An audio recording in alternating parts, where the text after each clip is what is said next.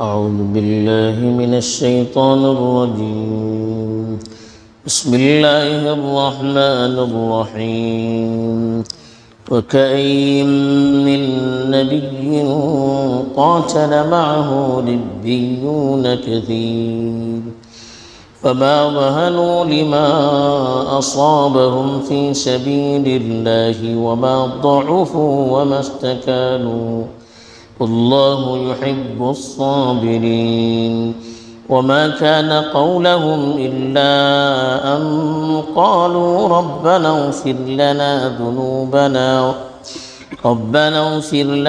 ذنوبنا وإسرافنا في أمرنا وثبت أقدامنا وانصرنا على القوم الكافرين.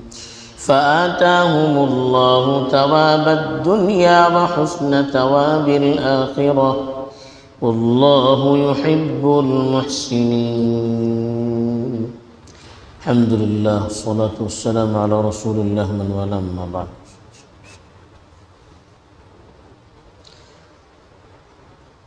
اس سے پہلے جو آیات تھی اس میں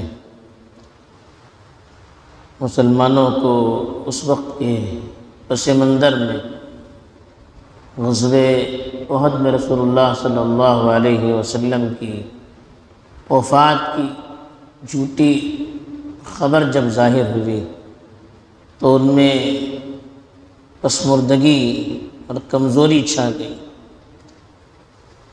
ان میں سے کچھ لوگ بھاگنے لگے اور مایوسی کا اظہار کرنے لگے.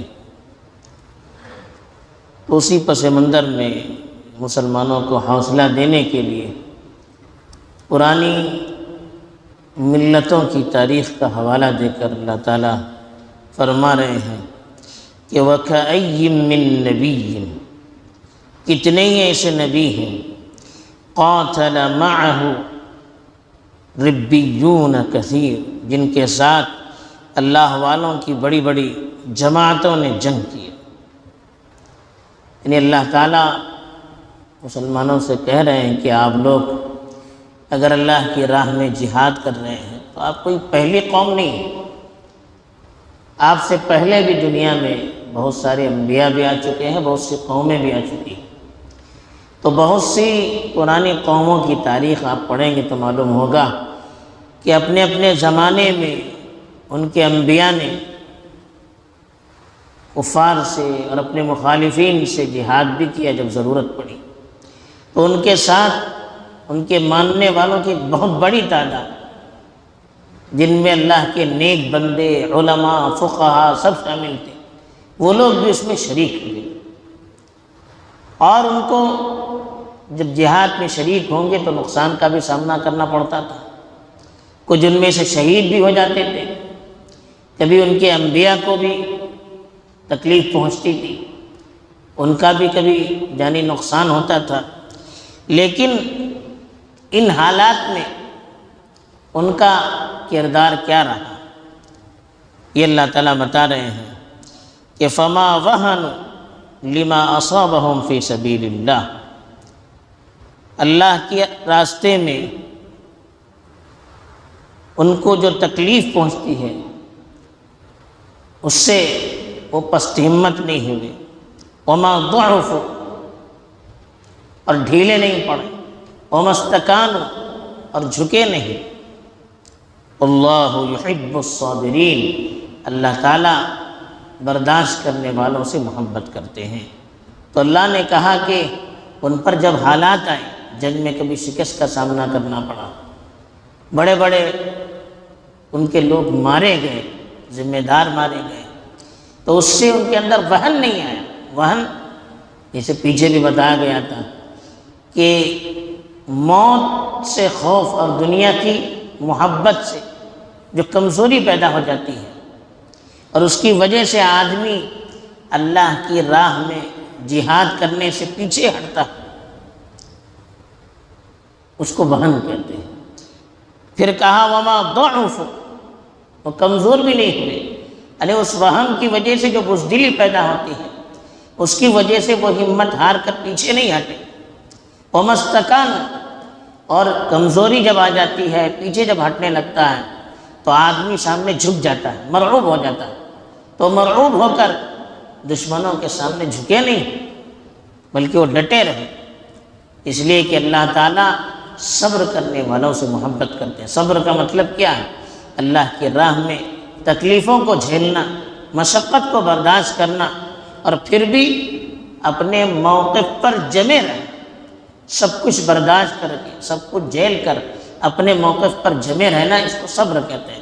تو ایسے لوگوں سے اللہ محبت کرتے ہیں جو حالات چاہے کچھ بھی ہو، چاہے جان کی تکلیف، جان کو نقصان پہنچے، مال کا نقصان پہنچے، لیکن دین میں اللہ نے جو موقف اختیار کرنے کے لیے کہا ہے، اس موقف کو اختیار کرنے سے وہ پیچھے نہیں ہٹتے، اس کو چھوڑتے نہیں ہیں، اس پر ڈٹے رہتے ہیں چاہے کچھ بھی ہو جائے۔ تو ایسے لوگ جو اللہ کے لیے سب کچھ قربان کرنے کے لیے تیار ہوتے ہیں، اللہ کی خاطر اپنی تکلیفوں کو جھیلتے ہیں، اللہ ایسے لوگوں سے ضرور محبت کرتے ہیں۔ دنیا میں بھی دیکھیے، اگر کوئی ہماری مدد کے لیے آتا ہے اور ہمارے خاطر خود تکلیف برداشت کرتا ہے تو ہمارے دل میں اس کی کتنی قدر ہوتی ہے، ہم کتنی محبت کی نگاہ سے ان کو دیکھتے ہیں۔ ظاہر بات ہے، اللہ تعالیٰ کے بارے میں پیچھے بھی کہا کہ اسے ذلہ الشاکرین، اللہ کے لیے جو قربانیاں دیتے ہیں، اللہ کے احکام کو پورا کرتے ہیں، اللہ ان کو پورا بدلہ بھی دیتے ہیں۔ اور اللہ تعالیٰ شکور بھی ہیں، قدردانی کرنے والے ہیں۔ تو جو اللہ کے لیے، اللہ کی محبت میں، اللہ کے دین کی خاطر، اس کی سربلندی کی خاطر تکلیفیں برداشت کریں گے، مصیبتوں کو جھیلیں گے، آنے والے جو خطرات ہیں اس کو مول لیں گے، اور پھر بھی اللہ کے لیے قربانی دیتے رہیں گے، اور اللہ ہم سے کتنی محبت کریں گے، ہم سوچ نہیں سکتے۔ پھر اللہ تعالیٰ نے ان کی صفت بتائی، جب ان کو شکست کا سامنا کرنا پڑتا ہے، تکلیف اٹھانی پڑتی ہے، تو بددل نہیں ہوتے ہیں، یہ تو کہا۔ پھر اللہ سے جو وہ دعا کرتے ہیں، مایوس نہیں ہوتے ہیں، اللہ سے دعا بھی کرتے ہیں اپنی ثابت قدمی کے لیے، تو پہلے اپنی کوتاہی کا اظہار کر کے اللہ سے معافی بھی مانگتے ہیں۔ وہ یہ اقرار کرتے ہیں کہ اللہ جو بھی ہوا ہے وہ ہماری کوتاہی کی وجہ سے ہوا، اللہ سے کوئی شکایت نہیں کرنے لگتے ہیں۔